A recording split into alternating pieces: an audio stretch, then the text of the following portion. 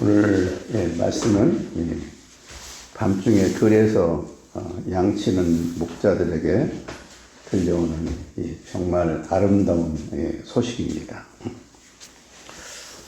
내가 아주 옛날 고등학교 시절인 것 같아요. 그 시절에 알퐁스 도테라는 단편을 읽고 굉장한 깊은 감동을 받았고 지금도 가끔 그런 생각이 난 것 같아요. 우리 작가님 혹시 읽으셨어요?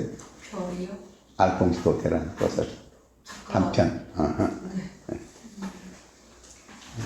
네. 프랑스 남부 프로방스 지방의 들판에서 밤하늘에 별이 가득한 별을 바라보면서 양을 지키는 소년에게 어느 날 아름다운 성지에까지 방문하게 되었는데 해가 저물어서 그녀가 집으로 돌아가지 못하고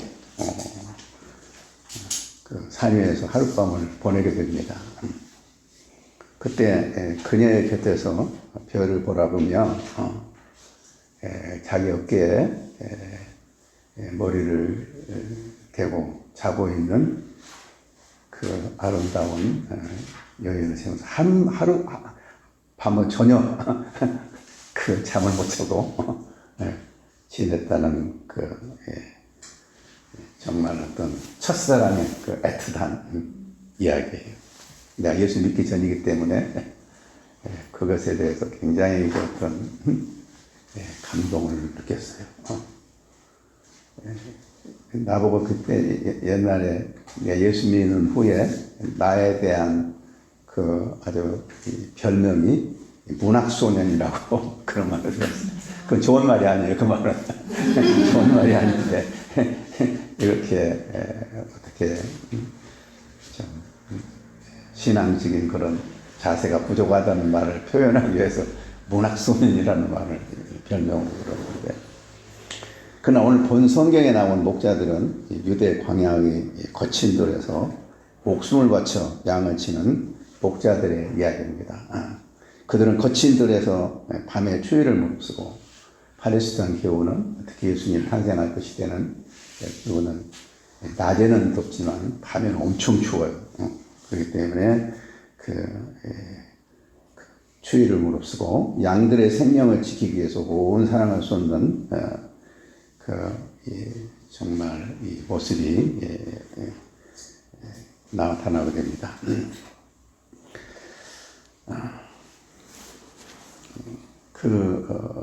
그러니까 여기에 나오는 목자들하고 알퐁스 도테에 나오는 목자들하고 좀 달라요. 그래서 그들에게 이제 들려온 메시지는 온 백성에게 미칠 큰 기쁨의 좋은 소식이었다고 그랬죠. 알퐁스 도테라는 문학가는 읽는 이에게 아름다운 사랑의 노래를 들려주지만 그 사랑은 내가 예수를 믿고 보니까 덧없는 인생의 허무함을 줄 뿐 진정한 우리 인생의 문제를 해결해 주지는 못하는 것이었습니다. 그러나 성경에 나온 오늘 목자들에게 들려오는 메시지는 듣는 자들에게 진정한 구원과 행복을 행복을 가져다 주는 생명의 메시지가 담겨 있습니다.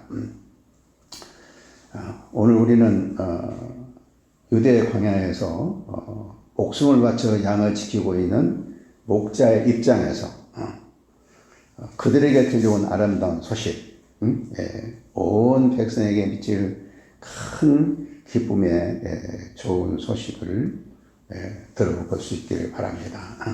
2000년 전에 유대 광야에서 양을 치는 목자의 입장에서 그들에게 들려진 메시지를 듣는 심정으로 오늘 말씀을 들으면 좋겠습니다. 그래서 그들에게 들려준 그 메시지만 읽어보면 8절 12절까지 내용을 보면 그 지역의 목자들이 밤에 밖에서 자기 양떼를 지키더니 그의 주의 사자가 곁에 서고 주의 영광이 그들을 두루 비추매 크게 무서워하는지라 천사가 이르되 무서워 말라 보라 내가 온 세상에 비칠 큰 기쁨의 좋은 소식을 너에게 전하노라 오늘 다윗의 동네에 너희를 위하여 구주가 나셨으니 곧 그리스도 주시니라. 너희가 가서 강보에 쌓여 구유에 되어 있는 아기를 보리니 이것이 너희에게 표적이니라. 이 말씀에서 우리가 눈여겨보아야 할 것은 밤에 밖에서 양을 지키는 목자들, 주의 영광이 두루 비추는 장엄하고 두려운 모습. 이와 같은 배경은 그냥 텔레비전 드라마를 보는 기분으로 설교를 듣는 것과는 아주 대조적이죠. 온 심혈을 쏟아 한 말씀도 헛되게 들을 수 없는 그와 같은 장엄한 분위기가 연출되고 있습니다. 내용인즉 다윗의 동네에 구주 그리스도가 나셨다는 것입니다.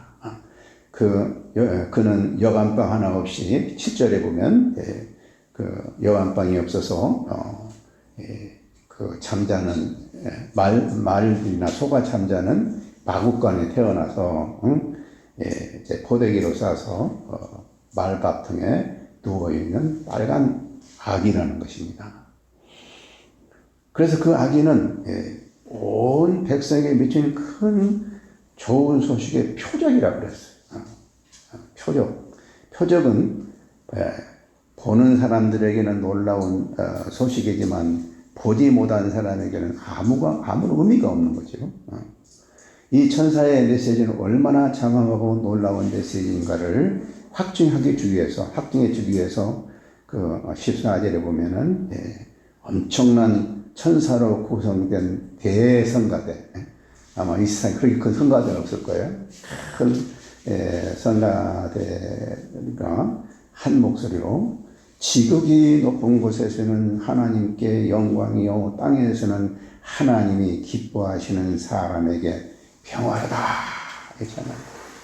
그래서 우리는 그 천사들에게 들려온 온 백성에게 준 기쁜 소식, 아름다운 소식, 굿뉴스, 그 내용이 무엇일까?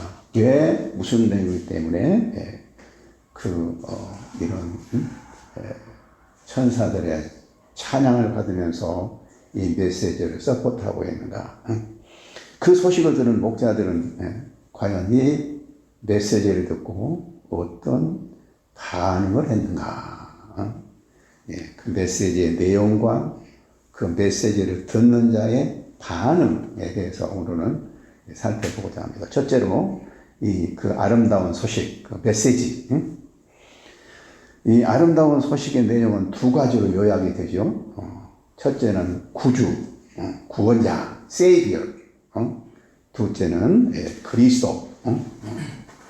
헬라어는 그리스도고 히브리는 메시아, 메시아, 주님이라는 것입니다.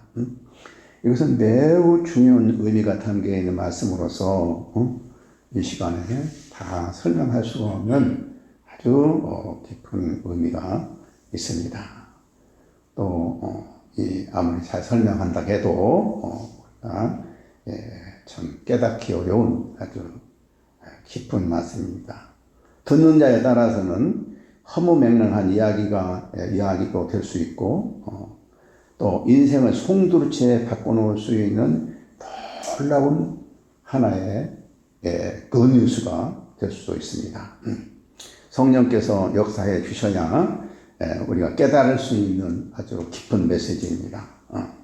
이 부족한 혀로 설명하기는 너무나 깊은 뜻이 있는 메시지이기 때문에 성령에 의지하여서 제가 말씀을 듣고 전하고 여러분도 성령에 의지하여서 들을 수 있으면 감사하겠습니다. 첫째로 구주, 구원자, 세베라고 했는데 구주, 구원자란 어떤 분인가? 흔히 말하기를 구원이라는 것은 10원도 못 된다 하고 아주 무시하는 경향이 많이 있잖아요. 그러나 구원이란 천하와도 바꿀 수 없는 생명을 가져다주는 아주 인생에게 최고의 가치가 있는 것입니다. 모든 인간과 피조물들은 악과 고난으로 고통하고 신음하고 있는데 이 악과 고난으로부터 구원은 모든 인간은 물론 모든 피조물까지도 바라고 소원한다 그랬어요. 우리 로마서에 보면 그런 말이 나오죠. 모든 피조물까지도 이 구원을 고개를 쫙 들고 바라보고 있다.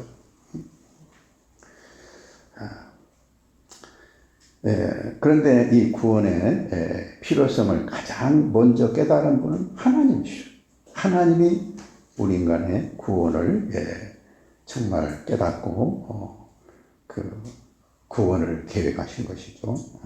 이 구원의 필요성을 가장 그러나 인간은 이 구원이 절대적으로 필요함에도 불구하고 그 필요성조차도 깨닫지 못하고 살고 있을 만한. 그러나 인간을 창조하신 하나님이 그 구원의 필요성을 깨닫고 구원자로서 예수님을 보내실 것을 만세전부터 계획하신 것이에요. 이 구원자가 오신 것은 그냥 우연히 오신 것이 아니야. 우리가 자세히 공부하면 창세기 1장부터 사실은 예수님에 대한 약속이 숨겨 있습니다. 그러므로 우리는 하나님의 시각에서 구원을 생각해 봐야 합니다. 하나님은 그가 창조한 아름다운 세상이 죄로 말미암아 망가진 것을 보시고 그 아들을 보내셔서 인간의 모든 죄를 위하여 십자가에 죽게 하심으로 그를 믿는 모든 자를 구원해 주시고자 하시는 사랑의 하나님이십니다. 하나님의 구원의 역사는 반드시 성취될 것이고 이 구원을 받아들인 자들은 십자가를 통해서 구원을 경험하면서 살 수가 있는 것입니다. 구원은 장차 온 세상이 구원을 받아 새하늘과 새 땅으로 이루어지는 영원한 왕국으로서 완성될 뿐 아니라 그래서 우리는 그 나라에서 영원히 산다는 소망을 가질 뿐만 아니라 지금 현재 우리에게도 우리가 늘 당하는 악과 고난으로부터 벗어난 삶을 살 수 있게 해주는 것입니다. 나는 특별히 죄의식과 염려, 근심, 두려움이 참 많은 사람이에요. 그 유전인 것 같아요. 우리 아버지가 엄청 두려움이 많았다고 그래요. 우리가 이제 어렸을 때 공상 반란군이 들어와서 막 물건을 막 빼앗아 가잖아요. 그럼 우리 어머니 일어나가지고 이거 가져가면 안 돼요. 그들고 싸우고 막 그래서 그 닭도 뺏어 먹어가지고 그러는데 우리 아버지는 뒷방에 가만히 해서 꼼짝도 그래서 두려움이 많았다고 우리 아버지가. 그리고 우리 어머니는 굉장히 또 염려가 많았다고 그래요. 응? 항상 염려, 근심. 그래서 그거 병이 되어가지고 나중에는 우울증이 생겨서 고생하시다가 돌아가셨어요. 그래서 그런지 나는 굉장히 두려움이 많아. 조금만 누가 나한테 눈치만 해도 그냥 기가 죽어요. 그래서 처음에 내가 설교를 할 때 누가 좀 인상을 쓰지 않아요? 그럼 가슴이 답답해지고 뭔가 소리가 안 나. 굉장히 두려움이 많아. 또 정말 염려, 근심이 너무너무 많아요. 근심이 너무 많고. 또 죄의식이 참 많아요. 내가 무슨 실수나 잘못하면 그것 때문에 참 아무것도 아닌 것 같은데 나는 그것을 막 며칠 동안 고민하고 그럴 때가 많아요. 근데 내가 예수를 믿고 나서 가장 큰 은혜는 마음의 평안을 얻었다는 거예요. 마음의 평안, 염려, 근심이 없어지고. 그래도 아직은 나는 좀 죄의식이 좀 많고 두려움 많고 또 굉장히 걱정이 많아요. 엊그제도 무슨 일 때문에 너무너무 두려움이 많아가지고 며칠을 아주 힘들고 있었는데 우리 자녀들이 많은 위로를 해주셔서 끝났는데 그런데 이제 지금은 그래도 예수님의 십자가의 은혜와 성령의 능력을 간절히 붙들고 살기 때문에 여기서 벗어나요. 그러니까 나 같은 사람은 예수님의 십자가와 성령을 붙들지 않고는 못 살아. 그래야만 이 모든 일을 할 수 있지. 내 개인의 어떤 용기와 열심으로는 살아갈 수가 없는 거. 그래서 저는 예수를 통한 구원의 복음은 현재와 미래 모든 인류의 문제를 해결한 유일한 길이라고 생각하기 때문에 이 복음을 전하기 위해서 온 힘을 쏟고 삽니다. 지금도. 지난 금요일도 건대 가서 농구 학생들을 만나가지고 밥 사주면서 이렇게 복음을 전했는데, 이처럼 구원자라, 이 말은 세이비어라, 이 말은 굉장히 아주 의미가 깊은 그런 부분이에요. 일생 동안 우리가 배우고 깨달아도 다 알 수 없는 거라. 그 다음에 두 번째 이 기쁜 소식은 그리스도라. 그리스도란 말 아까도 얘기했다시피 헬라어예요. 헬라어인데, 히브리어로는 메시아라고 그러죠. 메시아라고 하는 말이에요. 메시아, 그리스도. 그 뜻은 기름 부은 자다. 기름 부은 자다. 기름 부은 자란 말은 무슨 뜻이냐면, 왕이요, 제사장이요, 선지자라. 왜냐하면 구약에 보면 왕을 세웠거나 제사장을 세웠거나 선지자를 세울 때 기름을 부었어요. 그래서 예수님이 기름 부은 자 그 말 속에는 예수님은 제사장이요, 선지자요, 왕이라고 해요. 근데 구약의 제사장들은 제사를 드릴 때 짐승을 잡아서 제사를 드렸지만 예수님은 자기 자신이 제물이 되어서 제사를 드리는 진정한 의미에서 제사장이에요. 구약의 제 그림자라고 말해요. 또 우리 구약의 선지자들 얼마나 죽음을 무릅쓰고 목숨을 걸고 진리의 말씀 외치지 않습니까? 근데 예수님은 그 선지자들과 비교하지 않는 건 선지자예요. 그러나 더 중요한 의미는 여기에서 주는 주 그리스도라 이런 말을 썼어요. 주 그리스도라. 이 주란 말은 그 당시에 시저에게 붙여진 이름이에요. 시저에게. 그 시저에게는 시저스 로드, 시저스 로드. 시저는 주다. 이런 거. 그 주란 말은 그저는 이 통치와 심판과 영광이 그에게 주어진 거란 말이에요. 근데 심판과, 그 통치와 심판과 영광이 주어진 존재는 하나님밖에 없어요. 하나님밖에. 그래서 이 로마의 황제를 신으로 여기잖아요. 신으로 여긴다. 그럼 어떻게 인간이 신이 될 수가 있어요? 그러나 여기에서 말하는 예수가 진정으로 주요 왕이란 말이에요. 주 중의 주요, 왕 중의 왕이라고 하지만 킹 오브 킹, 로드 오브 로드 왕이란 말이에요. 이런 이 엄청난 왕이 된다는 거죠. 왕이. 그래서 그리스도다. 사도 베드로가 주는 그리스도라고 고백했잖아요. 그리스도라 그 말은 바로 예수님을 왕으로 섬기고 살겠다는 고백이에요. 고백. 이것은 엄청난 축복이에요. 우리가 사단을 섬기고 살고 있던 우리가 사랑과 진리와 모든 능력으로 우리를 진정으로 구원하신 그 예수님을 섬기고 산다. 이것은 생각해보면 엄청난 우리의 축복이에요. 사실은 예수 믿는 사람에게 가장 큰 축복은 우리는 사단의 섬기며 살 수밖에 없는데 예수님을 주의 왕으로 섬기고 산다. 이 얼마나 큰 축복인가. 그런데 이것을 잘 모르는 사람들이 많아요. 예수 믿으면서. 그러니까 우리는 예수님을 주로 섬긴다, 왕으로 섬긴다고 굉장히 부담으로 여기잖아요. 내 마음대로 사는 것이 좋더니 왕으로 섬기느냐. 그런데 그렇지 않아요. 그래 예수님이 뭐라고 그랬어요? 수고하고 무거운 짐 자들아 다 내게 오라. 내가 너를 쉬게 하리라. 나의 멍에를 메고 나를 쫓으라. 나의 멍에는 쉽고 내 짐은 가벼우니라. 그러니까 우리가 예수님을 주로 섬기는 삶은 굉장히 힘들고 어려운 삶이 아니에요. 우리가 오히려 사단을 섬기고 살기 때문에 우리는 잘 모르지만 우리는 다 사단의 종로를 하고 사는 거예요. 그렇기 때문에 우리 인간의 고통과 어려움이 있어요. 그러나 예수님을 우리가 주로 섬기고 살게 되면 거기에는 진정한 평화가 있고 쉼이 있고 자유가 있다는 것이죠. 응? 그런데 바로 예수님이 이렇게 응? 그리스도다, 구주다. 그런데 그 어린아이가 구주다 그러니까 표적이다 그랬어요. 아직이니까 표적이다 그러죠. 표적이다. 응?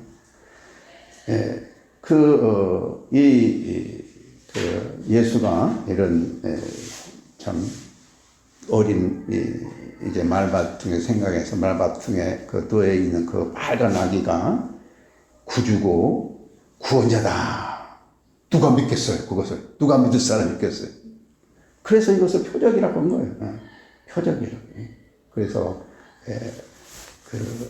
표적이라는 것은 참 실체를 보여준 것이 아니고 그 표적을 통해서 볼 수 있는 자들에게만 보여주는 엄청난 실체가 있는 거예요. 표적은 아무것도 아니지만 그 표적이 가르쳐주고 있는 실체는 엄청난 건데 실체를 안 보여주고 표적을 보여주는 것은 거기에 더 큰 의미가 있는 것이죠. 그런데 아무도 믿기 어려운 가운데 이 소식을 들었을 때 이 표적을 믿는 사람이 있었다는 거예요. 믿는 사람이 있었다는 거예요. 그러니까 아무도 안 믿는 것 같아도 정말 중요한 진리는 믿는 사람이 있어요. 믿는 사람이. 그 믿는 사람이 누구죠? 오늘 표적을 믿는 목자들 볼 수 있어요. 목자들은 하나님의 창조하신 자연과 깊은 접촉을 갖고 사는 순수한 자들이었기 때문에 아마 이들에게는 말씀 그대로 믿는 하나의 마음이 있었던 것 같아요. 만약에 마음이 완하고 교만한 사람한테 이 아이가 왕이 된다 그러면 이거 막 너무 어리니까 그냥 죽여버리죠. 그래서 마태복음은 헤롯이 알고 그게 뭐냐 그 동방 박사들에게 자기도 경배한다 해놓고 동방 박사들이 딴 데로 가니까 화가 나가지고 2살 아래에 있는 아이들을 다 죽여가지고 그 많은 아이를 가진 엄마들의 마음에 큰 슬픔을 줬지 않아요. 그래서 하나님은 천사는 다른 사람의 가지 아니하고 이 말씀을 잘 믿을 수 있는 목자들 순수한 자연과 접하면서 하나님의 세계를 그래도 바라보고 살고 있는 사람에게 보여주고 있어요. 그래서 그들은 천사가 전하는 메시지를 듣고 의심 없이 그 말을 그대로 받아들였다고 했어요. 그들은 이 천사들의 말을 듣고 주께서 알리신 바 이 이원이를 바짝 그리고 막 가져갔다고 빨리 가져갔다고 그랬죠. 그들이 양떼를 두고 천사의 말을 확인하기 위하여서 베들레헴 마구간을 가져간 것은 쉬운 일이 아니었어요. 그들에게 양떼들은 생명과 같이 귀한 존재들이었습니다. 그들을 들에 두고 아기를 보러 간다는 것은 양들이 이리에 잡혀 먹어 죽일지도 모르는 위험이 있었어요. 그들이 그와 같은 모험을 할 수 있었던 것은 천사의 말을 믿었고 그 가치를 양떼들에게 위험을 줄 수 있을 것을 알면서도 모험을 감당할 만한 그런 가치 있는 것으로 받아들였어요. 그래서 그들은 천사의 말을 듣고 베들레헴까지 가서 무엇을 봤어요? 과연 마리아와 요셉과 부유에 놓인 아기가 있었어요. 참 놀라운 일이죠. 말만 듣고 하는 일이 있었어요. 그래서 그래서 그들은 천사의 말을 확신하게 되고 그 천사들이 자기들에게 전해진 말을 그대로 전했어요. 아기가 비록 강보에 쌓여 구유에 누운 빨간 아이지만 이 아이가 온 백성에게 미칠 큰 기쁜 소식이요 구주와 그리스도가 되는 표적이라는 것입니다. 그러자 그 듣는 사람들이 다 놀랐다고 그랬죠. 놀라면 매우 감동스럽게 받아들였어요. 마리아는 특별히 이 모든 말을 마음에 새겨 생각했다. 이제 이 어린아이가 30세까지 키워야 할 때 마리아는 얼마나 어려움이 있었겠어요. 그러나 이런 얘기를 들으면서 그 마음에 잘 간직하면서 그 아이가 장차 메시아가 될 것을 생각하면서 키웠던 것을 보게 됩니다. 참, 그래서 이 아이가 비록 강부였어야 빨간 아기지만 이런 주요 그리스도라는 것을 이렇게 전해 듣고 이제 목자들은 천사들이 말해준 대로 듣고 본 모든 것을 위하여 하나님께 영광을 돌렸다 그랬어요. 들을 때만 하더라도 뭐 그럴까 했는데 듣고 본 모든 것을 인하여 하나님께 영광을 돌리며 찬송하며 돌아갔다. 이 찬송이라는 것은 가장 깊은 신앙의 상태를 말한다. 우리 신앙이 깊어질 때 찬송이 확 우러나오지 않아요. 응? 그런 그 확신을 가지고 이제 돌아갔다 그랬어요. 우리 목자들에게서 참 배울 점이 정말 많은 것 같아요. 목자들 배울 점이 얼마나 많은가. 과연 목자들이 이러한 놀라운 세계를 체험하게 되기까지의 어떤 과정이 필요했는가. 그들은 이 예수님을 알기 전에 천사의 말을 믿었다고 그랬어요. 그래서 우리 흔히 그런 말을 했잖아요. 믿음이 먼저냐, 지식이 먼저냐. 여러분 어떻게 생각해요? 믿음이 먼저일 것 같아요? 지식이 먼저일 것 같아요? 우리 각자 다르게 생각하죠. 이제 신학자들 가운데서 토마스 아퀴나스 같은 사람들은 지식이 먼저다. 그래서 그리고 칼빈과 어거스틴 같은 사람은 믿음이 지식에 앞선다. 그래서 어거스틴은 말하기를 나는 이해하기 위해서 믿는다. 이해하기 위해서 믿는다. 또 이해가 믿음이 이해, 지식보다도 앞선다는 뜻이죠. 믿음이 눈을 열어줄 때 놀라운 지식의 세계를 알 수 있다. 특히 하나님의 영적인 세계를 이해하는 데 있어서는 아무리 머리가 좁고 지식이 많다 해도 깨달을 수가 없고 오직 믿음을 통해서 알 수 있다. 그래서 유명한 어거스틴 같은 이런 신학자가 난 거죠. 칼빈도 그렇게 했어요. 믿음이 지식을 낳고 지식이 믿음을 강하게 한다. 그러니까 나중에 토마스 아퀴나스도 지식이 먼저라고 했지만은 믿음을 통해서 깊은 지식에 이르고 나서는 결국 믿음이 지식보다도 앞선다. 이렇게 했다고. 내가 어떤 책을 보니까 그렇게 있더라고. 그래서 어떻게 하나님의 그 깊은 지식을 우리의 머리로 알 수가 있나?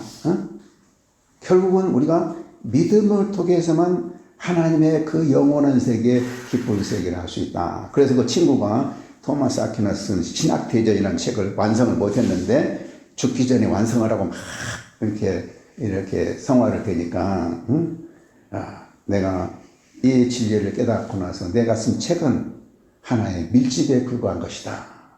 그러면서 그 책을 완성을 하지 않았다고 그래요. 참 우리가 정말 어떤 깨달음이 있을 때 믿고자 한다면은 일생 동안 우리가 믿지 못하고 말 거예요. 제가 대학 다닐 때 성경 공부 모임에 나갔어요.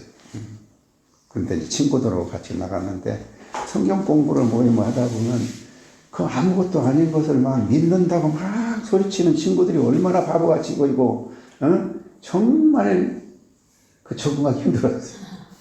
그래서 친구들하고 돌아오면서 성경 공부하고 나서 배우고 은혜 받았다 얘기하고 성토대 그 바보 같은 믿는다고 성토대 하거든. 그런데 이제 그러다가 이제 그 친구들은 결국은 몸이 떠고 나갔는데 나는 멍청하게라도 한번 가보자 하고 계속 가면서 한번 믿어보자 해가지고 지금 목자가 됐어요. 근데 내가 엊그제 우리 조 대표와 어디를 갔더니 우리 대학교에 동창회 회부가 있더라고. 임명료가 있더라고. 거기 봤더니 우리 그 동기들의 그 전화번호 쫙 나와요. 그래서 56년 만에 내가 전화를 했더니 몇 사람을 만나게 됐는데 너무 반가운 거예요. 그들도 잊어버리고 반갑더라고요. 그래서 근데 너는 날 교회 다니냐? 그랬더니 안 다닌대. 지금까지도 안 다닌다. 참 우리가 믿는다는 것이 참 그렇게 참 하나님의 세계를 안다는 것이 쉬운 일은 아니지만은 우리가 정말 믿음을 통해서 우리는 하나님의 놀라운 그 영적인 세계를 우리가 이해할 수 있어요. 그래서 사도 바울도 로마서에서 보면 이런 얘기를 했죠. 로마서 10장 8절에서부터 보면 그러면 무엇을 말하느냐? 말씀이 내게 가까이 내 입에 있으며 내 마음이 있다 하였으니 곧 우리가 전파하는 믿음의 말씀이라. 내가 만일 내 입으로 예수를 주로 시인하며 또 하나님께서 그를 죽은 자 가운데서 살리신 것을 내 마음에 믿으면 구원을 얻으리라. 사람이 마음으로 믿어 의에 이르고 입으로 시인하여 구원에 이르느니라. 이 말은 무슨 말이냐면 하나님의 말씀을 입으로 시인해야 된다는 거예요. 입으로 시인. 이거 시인한다는 말은 마음에 믿는다면 똑같은 의미로 생각했어요. 그러니까 하나님의 말씀을 들을 때 우리는 일단 입으로 confess 해야 되는 거예요. 야, 믿습니다. 이렇게 하라는 거예요. 말로. 근데 아직 마음에 움직이지도 않는데 내가 그걸 믿는다고 말해야 될 것인가? 근데 말을 하라는 거예요. 말을. 이게 굉장히 중요한 거예요. 내가 믿습니다. 이렇게 말하게 되면 성령님께서 그렇게 역사한다는 것입니다. 우리 아브라함의 경우도 그렇지 않습니까? 아브라함이 우상을 섬기며 갈대아 오리에서 살고 있을 때 어느 하나님이 나타나서 본토 친척 아버지고 떠나라. 그러면 내가 땅도 주고 자식도 주고 자식이 없는 자식도 주고 내 이름이 창대하게 되고 복의 근원이 될 것이다. 그때 아브라함이 어땠어요? 그냥 떠났어요. 떠났어요. 그 갈대아 우리에서 가나안까지 가는 길은 이 도보로만 해도 3개월에 6개월 정도 걸린대요. 그런데 가족을 들고 떠났다는 거예요. 떠났어요. 그러니까 그냥 그 말을 듣고 믿고 떠났어요. 그게 무슨 기품이 있는 게 아니라. 그런데 떠나면 떠났지만 처음에는 믿음으로 시작했지만 늘 실패를 해. 실패를 하고 많은 실패를 하다가 결국은 큰 믿음에 도달하게 돼요. 아브라함이. 그래서 로마서 4장 17절 22절에 보면 아브라함의 믿음을 이렇게 기록하고 있어요. 기록된 바 내가 너를 많은 민족의 조상으로 세웠다 하신 것 같으니 그가 믿은 바 하나님은 죽은 자를 살리시니 없는 것을 있는 것으로 부르시니라. 아브라함이 바랄 수 없는 중에 바라고 믿었으니 이는 내 후손이 이가 되리라 하신 말씀대로 많은 민족의 조상이 되게 하려 하심이라. 그가 100세나 되어 자기 몸에 죽은 것 같고 사나의 태가 죽은 것 같음을 알고도 믿음이 약해지지 아니하고 믿음이 없어 하나님의 약속을 의심하지 않고 믿음으로 견고하여서 하나님께 영광을 돌리며 약속하신 그것 또한 뜸이 이루신 것을 확신하였으니 그러므로 그것이 그에게 의로 여기셨느니라. 참 내가 대학 다닐 때 그렇게 처음 성경 공부하면서 그렇게 멍청하게 말씀을 듣고 따랐던 사람들을 무시했지만 그래도 계속 믿고 보니까 정말 이해도 안 되고 믿을 수 없지만 믿고 보니까 결국은 내가 지금 목사가 되고 이 나이에도 젊은 대학생들 캠퍼스에 가서 학생들 붙들고 전도를 하고 성경을 가르치는 삶을 살게 준 것입니다. 우리는 오늘 본문 말씀에서 천사가 이르되 무서워 말라. 보라 내가 온 백성에 비칠 큰 기쁨의 좋은 소식을 너에게 전하노라. 오늘 다윗의 동네에 너희를 위하여 구주가 나셨으니 곧 그리스도 주시니라. 너희가 가서 강보에 쌓여 구유에 놓인 아기를 보리니 이것이 너희에게 표적이니라 하더니. 이 표적을 보고 믿음을 가진 목자들과 같이 우리도 하나님의 말씀을 배우고 표적을 믿기로 결심합시다. 우리가 믿기로 결심하면 우리 믿음이 우리 마음속에 들어오도록 하실 분은 하나님이십니다. 내가 정말 잘 믿고 나도 아브라함 같은 믿음을 가져야 되겠다고 해서 믿음이 생긴 게 아니고 내가 할 수 있는 일은 성경에 있는 말씀을 그대로 믿고 순종하면 그 다음에 하실 일은 하나님이 하시는 거예요.